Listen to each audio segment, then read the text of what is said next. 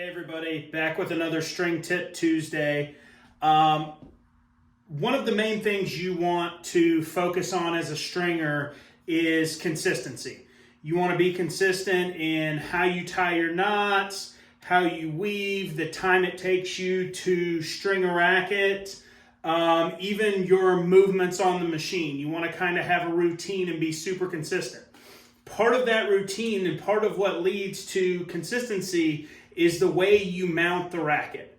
And I'm not talking like the difference between a 6-point mount like we have here or a 2-point mount and how you physically put it on the machine, whether you do the outside arms first or the inner billiards, doesn't matter a bit.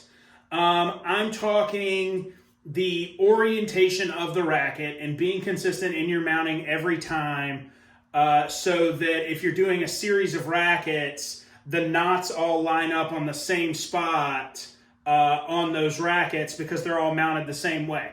There are a couple different ways of mounting rackets that are pretty standardized that I'll go over today. So your first methodology for mounting rackets is mounting by the butt cap.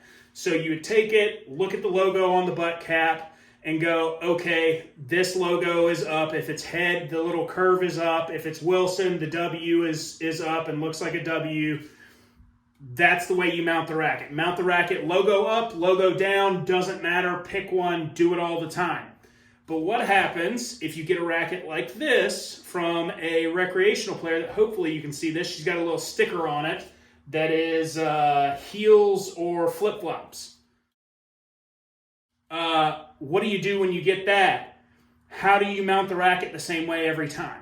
Your second option for mounting a racket is mounting by the paint on the racket. This takes a little more racket knowledge, but it's another methodology to ensure consistency in case you end up with a sticker like this, you end up with one that the butt cap is missing or it's fallen off or whatever.